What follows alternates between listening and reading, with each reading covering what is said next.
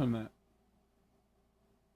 So there have been grumblings on the interwebs for years that Tina Fey is like low-key racist, and it can be seen in a lot of her material. But I'm just like, she's still funny. No, that's totally fine. Like, I mean, I'm not gonna say that she's not funny, and like she can be a shit person. Like when it comes to Yeah, comedy, but I she can be a shit person it's a and be funny. situation But why like would you that tell right him there, that? though, seemed like it was kind of a power play, or potentially it was a. It could be looked at in two different ways. It was a power play in that like she didn't want him there, and so she told him the reason that he was there. So be quiet Or and just sit yes, there. or it was a like I was forced to hire you, so like Don't talk to me. prove that I made a right decision, Yeah. like because they could easily want it to be someone else. Because a part of me feels no matter how you word that, no matter how you look at that, there's no positivity in it. Like you could have Yeah, simply I mean it's true. There isn't like, like she could and have just that's said part of nothing, or she could have told him like, hey, like she if she wanted to make it honestly what it sounds like, and I hate to bogart the conversation yet again, but it really just feels like white people not knowing how to talk to black people because like it feels like what she wanted to say was like we were forced to hire a black guy and I picked you, and like I want you to know like I picked you, like you were the best of all the Negroes that applied when she could have just said nothing and gotten the exact same shit out of it. And like, and a part of me is just like, how long have you been on planet Earth? Because I realize there are places in America that just don't have a lot of black people, or some places that have absolutely no black people. But I just find it hard to believe that you can be in Hollywood, of all places, like you want to be in film, and you just don't know how to be around black people. Like you don't fucking it baffles me. no. What if we legitimately like been learning over the last 1 to 2 years, and this Uh, is a situation that still goes on, specifically involving black women? don't nobody listen. I don't know.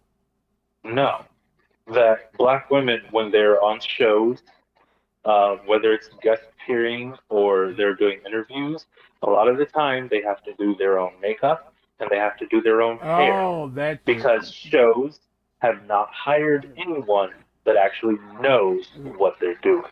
No one knows the culture. We must protect the culture. Mm-hmm. Bitch, is this So cake? it's not a situation where it's like I just can't believe that they don't know how to do. No, they don't. Like Like, just flat out, oh, they okay. don't, and I they hear. don't care because they don't get in trouble for it. They're no like they just don't care. They don't have to, so they don't.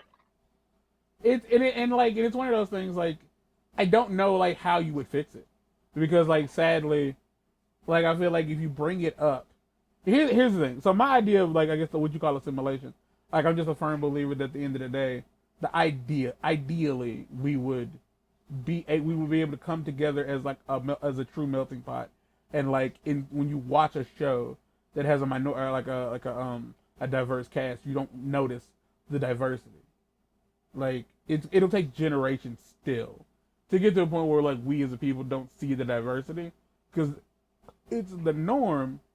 But I feel like whenever like it gets to the point where you're like, oh well, you got to have more black people in this show. I feel like whenever you acknowledge there needs to be more of another race, the someone's gonna be offended by it. Yeah. Like Why? someone's gonna be. Because they feel like that person is taking a spot that they feel like belongs to someone else who was funnier or prettier Which in all, or which by taller. Or, well, I'm about to say, which I was about to say that's which complete subjective. Like taller isn't yes, it is. subjective, but completely subjective. So like, I'll give you another, just like a quick example. So I Talk, have a daddy. friend. No, I you have a don't. friend. She's Asian. That might be true. She's one of the brown Asians. Um, I'm glad you said something because I was picturing not brown. Laotian to be exact. Um, Ugh, okay. and huh? Nothing. I was about to. I decided to be a better Were you person. about to make a racism? No, I was about to make a King of the Hill reference. Yeah, okay, well, yeah, she said she dealt with that her entire life. Yeah, because no Most one meets people. fucking. Because that's the only show on TV with an openly Laotian character. Well, the funny thing is that she is from a town that has a pretty large Laotian population in Tennessee. Crazy. Um, Great, but we but don't live there. she is assimilated. And it's something that she talks about all the time. It's like her struggling to like cope with her racial identity because her parents are straight up from Laos. They moved to the United States. Her and her brother were born in Tennessee, born and raised in Tennessee. All of her friends are white. She doesn't really hang out with her family. She only dates white guys. And like when we started hanging out, there would be times where we would like go out to eat, and it would be somewhere like Asian, and she'd be like, "You're like the only friend I have that I can like actually do this in front of." And I was just kind of like, "Well, that's sad." And a part of me Uh, like it doesn't matter what I think. Go ahead. so so for one, we went out to do hot pot, and part of the hot pot you can order the broth and it's got a two bone in it as part. It's two bone beef broth, and like the first time we went, she pulled the bone out and started going at the marrow. She black as hell. And huh? She black as hell. But when she was doing that, I no, I was like, okay, get it. But then she was like, yeah, you're like the only friend I could do this in front of. Yeah, because Like you're black. I can't do this in front of any of my white friends. But she was like, if I ordered chicken feet, would that be weird? And I was like, I don't care what you order. Like, Do you and she was like, do yeah. you plan to put it in my Um, mouth?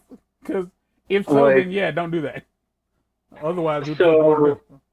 like that's what we like our friendship has just been a lot of she's told me like many times she's like you're like the only person I can like actually be Asian around Like, okay, nigga, but at this other point, than like, that like, other than that she fully Jesus. admits like she essentially is white her entire life she's practically lived as a white girl but she is in all of the pictures of her and her friends she's the token brown girl I was like, um I feel like that's so bizarre. now Ugh, that's weird. when when it comes to things like politics, the Sex. crazy part is like she leans conservative.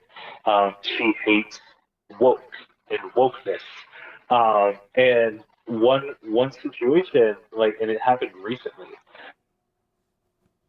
Uh huh. Lisa Frankenstein. I don't know if you saw any ads for that or anything.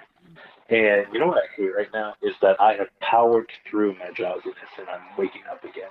Um, so I Oh, was so that's seeing not Lisa just me. Frankenstein. Okay. No, What? hell.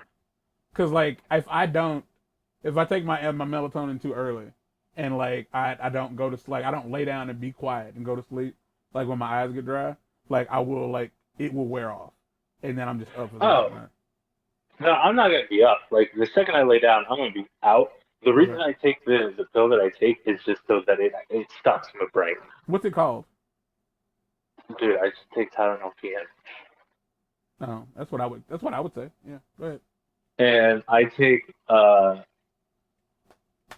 because I have such a freaking low tolerance. I literally take one pill, and within 2 hours, I'm done.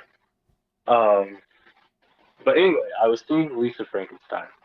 And I was in the theater, and the only other people in the theater at the time was an older, probably like 50s white couple. Because Lisa Frankenstein was like 70s, 80s, so it was like a super 80s movie. And they wanted to relive it, I guess. So I'm in the theater with them, and the trailers start playing. And the trailers for the American Society Of of Magical Magical Negroes. Negroes Yeah. comes on. Hell yeah, baby. And the white dude like as soon as the trailer starts and he sees the name, like he and like me, I'm sitting there and I'm like, is this my Dave Chappelle situation? Like he lets out a laugh that Yeah. let me know he wasn't laughing because he was entertained by the trailer.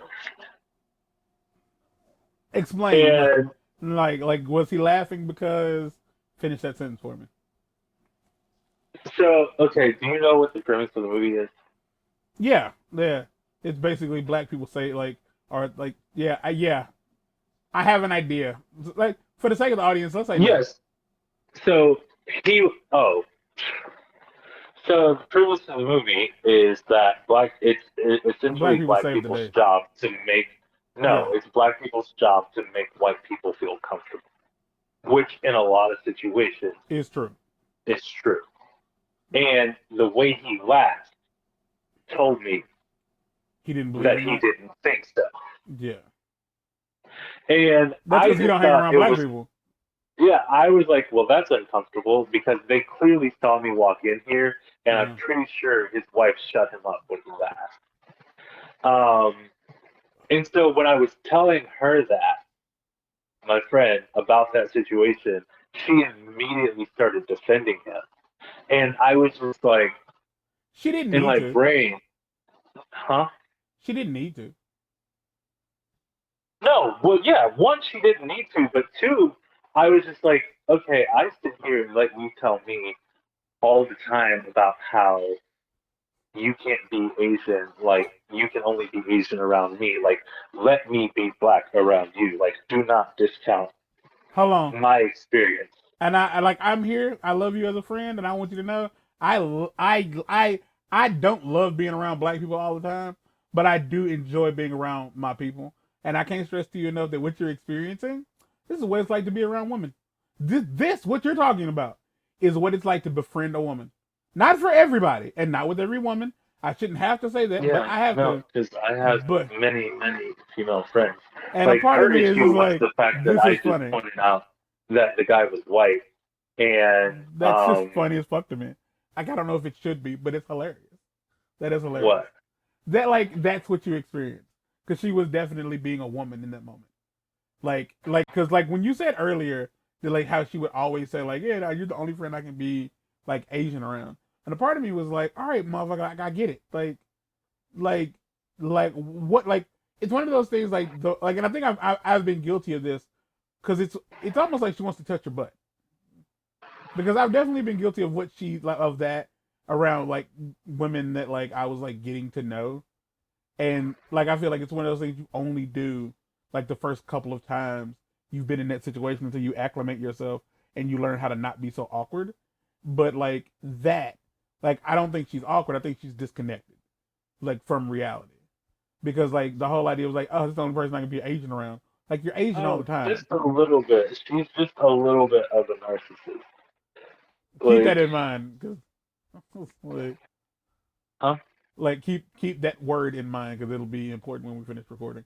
Um, because and I'm not gonna judge. If you say she's a narcissist, I'm rolling with you. If you say it, I'll fight with you. No, But I mean, she kind of is. And it's just like, because of her upbringing, because it's just so weird. Like, again, like she leans conservative, but it's like none of these people. It's just like the dude in the house. Like, if they turn, they're turning on you too. Like, you are part of us. So why, you know? Why do you take up for them? Why do you defend them? Because they're not defending you. They're not doing what's best oh, for you. oh man, Um, that is something that I think a lot of minorities do not get. When they become friends with a lot of other other races. Like when black people become friends with white folks, they feel the need to defend white people when they're around other black people. And I was like, you don't have to defend all white people. You yeah, can defend your white friend. Don't defend white people because that's one of the main things I have the issue I have with YouTubers who will go to war over their over the people they fanboy or fangirl over on YouTube, and I was like, don't defend these people. You don't know them. Defending someone you don't know, you could easily be coming to the aid of a monster. You have no idea. yeah. Don't do that. But I was gonna say she said that she's basically white, and I was like, no, you're not. You're you're Laotian. No, nothing that you do will ever make you not Laotian. Like, even if you never eat louse food or anything along those lines, you're still going to be Laotian. You don't have to be the person your parents want you to be. You don't have to be like your ancestors. You are who you are. Hanging around white people don't make you white. It definitely don't make you act white. Like, you simply pick up things that you like. That's it. You might not even like them forever, but you just like the things you like. And I feel like, as somebody who's been told that he acts white or talks white, like, I don't no, I don't, because I know plenty of like country ass white folks who can't speak good English for shit. So no, the fact that I speak properly or clearly doesn't make me quote unquote white, or the fact that I like certain things doesn't make me white, because you don't know other black people who like the stuff I like or who are like me. That doesn't make me the outlier. That just means you have a very small like circle of friends and you don't go outside of what you're comfortable with. It's on you, not me. I'm me. I'm an individual. Look. Yeah, so at the end of the day, there's just a lot of code switching, and in some situations, code switching is a survival mechanism that works. But also, at the end of the day, just to put a bow on the lesson, you cannot discount other people's experience No, fuck because it no. wasn't your experience. Which is what the fat So, guy, like, which is what the fat boy said. Hold on, I can tell you his name in a second. Fat oh, Shane, boy, Shane Lyons. The fat white kid. He absolutely had nothing to add. He just dumped on Dan because that was the soup of the day. oh, literally nothing. He added absolutely Absolutely nothing. nothing. I would have been more interested if they had Kyle back, Man. So or at least Leon. as we're coming to the close of this, I'm gonna read like the one of the only other thing that I have written down that I haven't read. Oh wait, real quick, It's relative to because race, and it's definitely relative to race. because Shane said that Dick made a pass at him, but come on, who do you think Dick made a pass at him? Oh my God, you're braille. The wild part about being your friend, for me, not everybody, but for me, the weirdest part about being your friend is like I have had you like read me the riot act when like I don't agree with things that you think, like whether it be trans rights or That's not necessarily true. I only oh read you the right act what when you why just are go you off the handle and become what did you offensive. just say? Don't discount my experiences. My experience is that you only get read when you deserve to be read. I never deserve to be read when it's my opinion. That's the point I'm trying to make. I have an opinion. You're like, yeah, that's wrong. I'm like, how can an But there are opinion be some wrong? times where I feel like you're trying to be inflammatory just to Oh, be I'm inflammatory. no, never. Like I've like not once, and I feel like that's just you not letting me grow as a man, as a child, as a boy. You won't Well, let me it's grow. been bloody blue years and you ain't grown yet, so Boy, I will fuck you up. Like when I tell you I was violent in my head just now, I mean like I realized you were just making fun of my height. Fuck off. Like fuck all the way off. Like you didn't choose to be tall. Eat shit, you were. I did too. You didn't. In I about sounded like fifth grade, I said this Deadpool is when I said not that. enough. I sounded like Deadpool when I I said said I that. could do better than this. You asshole. Okay, so this are we friends? Who knows? So this Haga, and this is relative to what we Also, were. like, wait, which one of us is the fool, and which one of us is like? It's just a split. No, here's the thing. So Here's bingo, and that's what makes us great. That's what makes our content better than anybody else's. Is we do not have a set rule. We commit to the bit. Not only do we commit to each other's bit, we can see the bit coming, and so we know immediately what our role is in the bit. We are better at this than most people. We just don't have the time to give y'all more of it. yeah. So again, this is race related. It's important. The son and mother duo, Tracy and Brian. The mom was a bad parent. She was too emotional to understand her role as a parent. Her job was to protect him. If that protection led to him not being abused, there should be absolutely no regret in her heart. The only reason they reconnected was because of the documentary. He let that shit fester for all these years. The only thing that gave him and his mother a chance to reconcile was the same thing that split them apart, which was money. And when I say she was a bad parent, now this is one of those things that somebody caught this at the hour mark of this fucking video, at the 59-minute mark of this video, and you heard me call that woman a bad parent. I want you to understand that culturally, she's a terrible black mom. No black mother, no regular, everyday black mom would have let her son talk to her like she said, I saw in his eyes that he didn't trust me anymore. She was doing what she was supposed to do. She saw the way she treated those people treated her kid. She said, I don't fucking like that. I'm going to say something. That is your goddamn job. That is what you do. And if that motherfucker had the audacity to be angry at you because, well, now I can't hang out with my friends, mom. It's like, do you not realize the entire reason we are here right now is because like those people were doing some weird shit? I possibly saved you from becoming a drug addict, an alcoholic, or possibly a pedophile or being a victim. Oh. Stop. Or possibly being a victim of a pedophile. Like, you don't get known as a drink. No, I'm not doing that. I'm not doing that. I can't stop y'all, by the way. I can't stop what y'all do. But I'm not doing that. And like you can argue and say, well, that's not the same. No, that's what it is. Like, her job was to protect her son. And that's what she did. I respect the fact that he was young at the time and he just didn't understand that like what she was doing. But for her to like sit there and cry and all this other bullshit, it annoyed me. It really did annoy me because like I don't have kids, but I've babysat. Like I've been a guardian, and by all means, like as a guardian of someone, whether it be foster care or like natural like parenthood, you have to make decisions for your kid that they might not understand. Like, let's be real. Like, there might be times when your child says, hey, can I go over such and such's house? And you like, nah. Like, why not? It's like, well, they can come over here, but you can't go over there. And you're like, why can't I go over there? It's like, look, I want to tell you that her mother's a heroin addict, but that ain't your business. You can't go over there. And you damn sure ain't spending the night. I don't give a fuck if you mad or not. That ain't your, it ain't your place as a child to be questioning me, motherfucker. And yes, I call my child a motherfucker.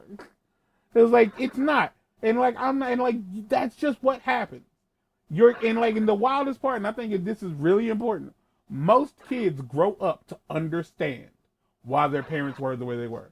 Unless your parents were abusive, in which case, like, don't ever try to understand that. Please don't. Because you will just continue the cycle.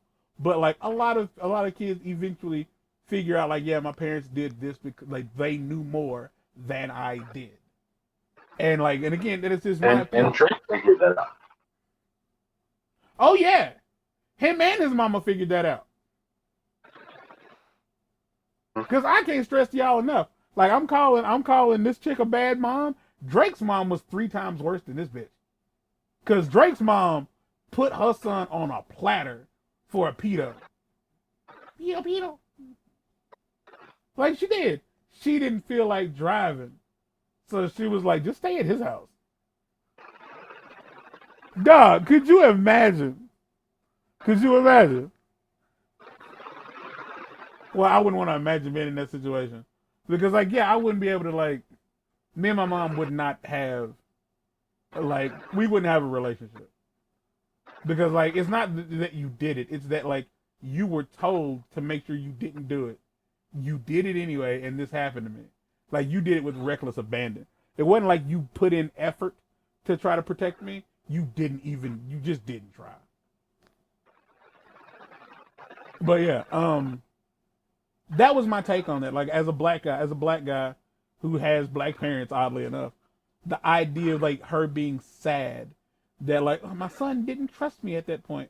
And it was like, so for all these years, he ain't talked to you. And the only time, like, and he said like, well, once I saw the documentary, I understood like what happened. And I was like, you mean to tell me, like, at no point in being an adult, in none of these years, since you've been a grown ass man, did you stop and think, none of that was really that important. I should call my mom. You held on to that anger. You like, don't, no, fuck that. Don't forgive me.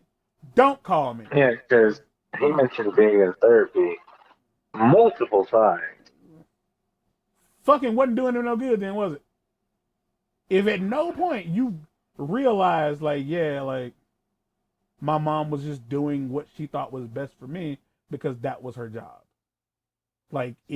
Even if she was wrong, even if none of this happened, even if every other person on the all that cast like became famous, and he was the only one that didn't because she opened her mouth, she was still doing what she thought was best. If you were And I good, mean, who from that cast did not something? from that Like cast, nobody. Jamie Lynn only went on to Zoe 101 because she had a name already. Spears. Like Kyle did what? Malcolm in the Middle, and then disappeared after that. Who was Kyle? Kyle Sullivan. Stevie? No, not Stevie. He was one of the weird kids in Malcolm's class, though. Oh. I'm pretty sure if I The rewatched this, I'm pretty sure if the I one with rewatched the the show, I'd know. glasses and weird voice. Like I'm Kind of sure. had like the I know what curly you're talking. crop I know. top. Yeah. I know what you're talking about. I got it. I'm with you. Yeah. Yeah, like nobody else from that show. Like if you want, Giovanni was the only one who continued to do things and act sporadically from that group. And Like like that was it. to pull this all to an end, I would say like Giovanni openly admitted that like she didn't have to openly admit, but back when Dan was still working with Nickelodeon, he did this show called Henry Danger. Giovanni came back to work with him on Henry Danger. And it was during this time he had started hearing these rumors about how people hated him and how this, that, and the third. And she said he came up to me, and the way she worded it was almost like he was pleading, like begging for like some sort of da da da da da. Because she said that when he heard that the documentary was going out, was happening, and that she was going to be a part of it, he asked, "Hey, can I get some support, a word of support from you?"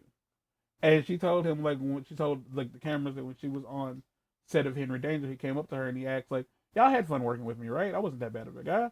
And like she said, she made it like you liked me, right? Right? You liked me, right? Like that's the way she made it sound like he was like saying it, which sounds fucking stupid.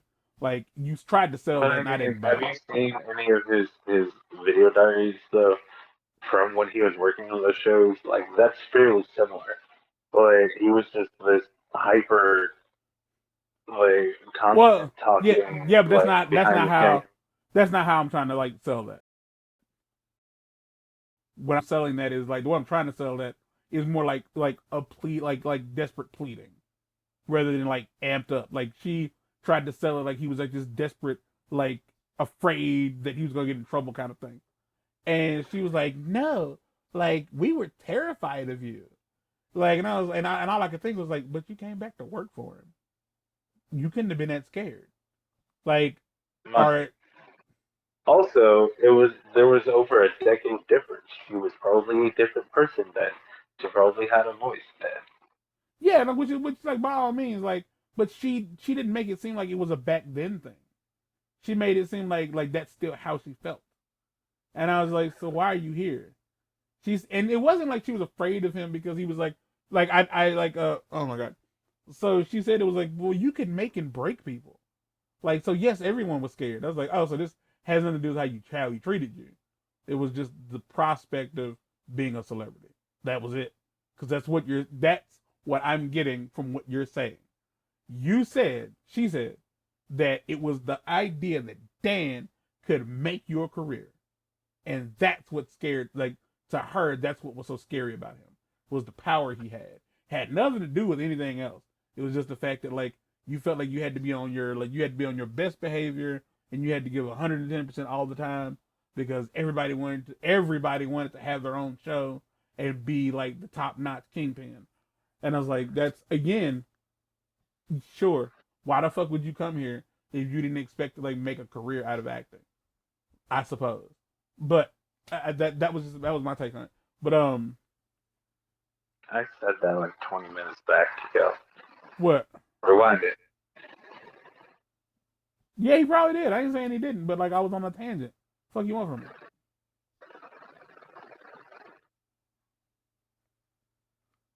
Like I'm out here. I'm out here in these streets. Oh boy. But yeah, I was gonna say something else, but I forgot what it was. It doesn't matter. It clearly wasn't that important because I don't remember what it was. I hated it. Like the entire thing was like a nightmare for me. Like I really did think it was just like I don't know how to feel about it. Like I don't. I felt like the whole show, like episode 5, could have not existed because we didn't gain No, anything new. that's true. It was like completely just It a was capitalization on popularity. on the fact that But everybody like, was fucking talking about it. And yeah. here we are 2 hours later, still talking about it. I mean, in a different way. No, like we're not doing what everybody else is doing. We're not shitting all over Dan. Like I'm not gonna shit on Dan Schneider because at the end of the day, like, oh, that's what I was gonna say. Somebody on because Jordan was asking me, is he gonna go to jail? Is Dan Snyder gonna go to jail? No, no. And he's like, so Not like, unless they find something like actually concrete. but that's the thing because he That was he like, actually did me. because he assumed that the whole point of this was like, okay, yeah, now Dan's gonna go to jail because like they have all this evidence of him being a bad person. And I was like, what do you mean evidence? He's like, what is the show about then? And I was like, it's really just people saying he sucked. That's it. Like there is no evidence of him doing anything illegal. Like But absolutely only none. for a little bit of the time. Because it's like I said, their original intent, it seems like, was to go after Dan. But once they got this drink bit, like, that's when the entire thing swung. Uh.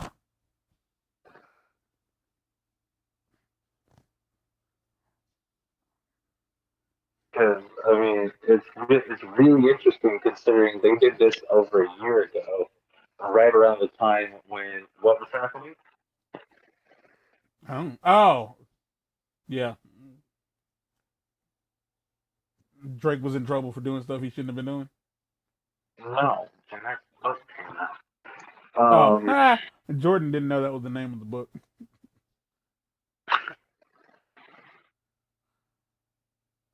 like Hey, I think Drake was in trouble like in 22, I think. yeah, about that, I think I remember like us recording that whole Drake conversation when I was dying. Yeah. Um, but yeah, I was telling him like I don't know if in that book she blatantly says that Dan Schneider like sexually assaulted her anyway, or if he was just like being No, creepy.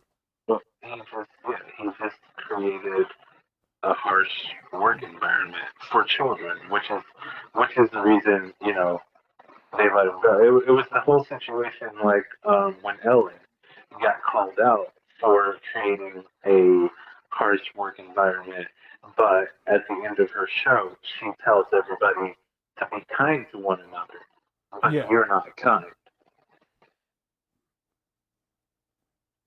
yeah, like that whole like that situation was genuinely bizarre because like I feel like their supporters of Ellen probably sound like me in the fact that like, well, we don't really have any proof that these things happen because it's just hearsay. Well, like, yeah, that's kind of what it is here with the whole Dan Schneider thing, is it's all hearsay because no one has any like evidence, like much like with Dick Peck and the other two pedos that were arrested, like there was like evidence that got them sentenced. Like they were convicted and sentenced. Whereas like Dan is like, yeah. And like the wild part is like even Dan openly acknowledged it, like, yeah, I was an asshole. Like I thought it was okay to be an asshole. And the reason I bring all this up is because Jordan was like, is there anything, any proof that like he did what he's being accused of? And I was like, well, let's find out. So I Googled real quick, and somebody else 7 years ago asked the same thing on Reddit. Is there any evidence that Dan Schneider is as awful of a person as people are painting him to be? And as I scrolled through the comments, like some of them, like a lot of people came back to that subreddit, to that post after like Quiet on Set came out. But the one comment that really caught me off guard, well, they didn't catch me off guard, but it was the thing I expected. Was somebody was like, well, yeah, he's a big fat guy, and like that doesn't make him a pedophile. But when you see someone who looks like him, it's easy to go, oh yeah, I can see him being a pedophile. And like that was like, to me, like I think the people at Quiet on Set saw Dan looking the way he looked and was like, oh, he's easily a target. Like we can make people hate him, and like no one will feel bad for him because he's a fat guy. Like he's a big old fat dude. Like no one's gonna feel bad for him. And when I tell you, that is exactly what happened. No one gives a fuck about Dan's. No one cared. Like no one other than me, it seems, is like, well, I'd like more like information on what you claim. Like you're saying, well, he made kids do weird stuff on his TV shows. Like yeah, and like he said, like two different networks, two different like coasts had to approve the stuff he did. So like, I'm not saying that means he's not a creep. I'm saying if he's a creep, so are several other executives. So therefore, go after everyone. Don't just go after him. Name names, because you can go back and see who his bosses were when he was working at Nickelodeon, like in the 90s. You can get their names. You can say like these are the people who put these things on air. Like you can say that shit, and you should. Like, and I don't know if that like fills people with vitriol or whatever, but at the end of the day, like, how can you not acknowledge that like we live in an era of guilty by association? Like a friend can't do something fucked up without like his friend being also canceled, because like if you don't say right now that you hate your best friend, we hate you too. Like that's the society we live in now. That's everything we own. So I'm just saying, Dan is just one of many. I'm not saying that he's innocent. I'm just saying he's one of many.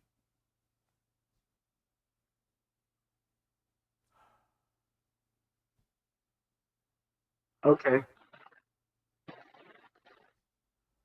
Cause Hollywood is gross, ain't it? Like they don't even watch the street. Very, very much so. Like I'm not at all surprised. Like to be like, I can't believe these things happen. Really? Harvey Weinstein was out here like forcing people to have sex with him, and he's fat and gross. But I mean, like, it doesn't take much. It doesn't take much power for especially when you to one, like, grow the ego to think that you are able to lord that power over people. Problem is that you have to find the right type of person, the person who is desperate enough to actually be willing to allow you to use that power over them. It's interesting because like in around 2008, I say between 2008 and 2010, like that was like kind of like the big thing about online dating is like a lot of it's that thing you said earlier about like when people see someone get the job that they feel like they could have gotten or somebody else should have. It's the idea of like men dating women who have been abused or whatever because they're easy to please, and like a lot of women like, oh, that's just lazy. Like it's pathetic that he would go after a woman who's like basically so damaged he can do barely anything and she'll be happy. And it's like, yeah, like it's the fucking low hanging fruit because you work smarter, not harder. Like, do you want to be with that guy? Do you want to date him? Do you think he's attractive and you want to date him? If not, shut the fuck up. Like, that's my personal take on that. Like, it has nothing to do with you. Like, if he's abusive, then fuck him. By all means. But, like, we're talking about, like, a personal choice here. It has nothing to do with you. Like, and, like, so, like, yeah, the idea of, like, you gotta find that person that's perfectly desperate. Because like all it takes is one person that you misread, and it's a wrap. You feel what I'm saying? You misread that one person, it's a wrap. Because like I'm pretty sure that's what happened. I'm pretty sure that's how Harvey got caught up. I'm pretty sure that's how the Me Too movement as a whole got started. One person tried the wrong somebody, and motherfuckers got to talking.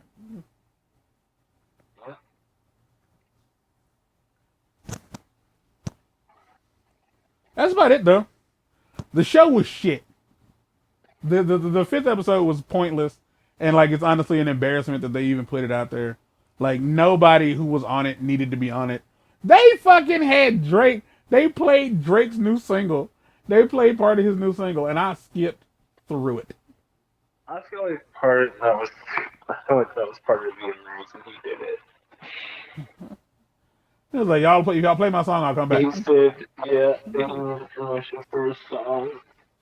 That's a horrible thing to say, but knowing how the business works, they all weren't there for nothing. No one was there because it was the right thing to do. Like, again, Shane Lyons, like, why were you there at all? Like, you were never even mentioned. As a matter of fact, you were a fat white guy. I bet Dan loved you.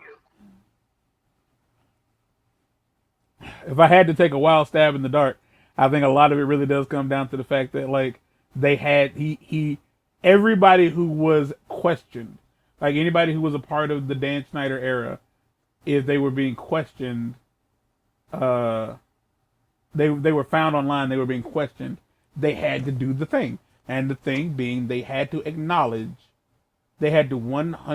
acknowledge, oh no, I don't like Dan, he's a bad guy. Oh yeah, the things that happened to these people that I worked with these things were awful. And it's like, instead of just being like, I don't have an opinion because I didn't experience any of it. Like all people will take from that is, oh, so you don't care that these people, like that's like it's they're spin doctoring it, because that's all like you American fucks care about is you want destruction, you want the wanton fucking gore, you want to see people's lives get destroyed because you don't have anything going on in your own life, so you have to see somebody else like be pulled lower than you, because it's way easier than trying to pull yourself up. It's much easier to just watch somebody else fall down. And the whole thing, like the entire thing it's pathetic. It really is. It's like you could argue like it's in the same vein as the Jeffrey Dahmer show on Netflix. Like there was absolutely no reason for anybody to fucking like put that show together. Like it wasn't necessary, especially if you're gonna lie about half the shit that was done. Does it make for good TV? Yeah, if you're morbid enough, it makes for great TV. But effectively, like you didn't need to. Ryan Murphy just wanted to see Evan's butt again. Could have just asked him. I mean, yeah, he's not really shy about showing it off. I'm pretty sure every show that Ryan has done, that Evan has been in, Evan has been pantsless at some point.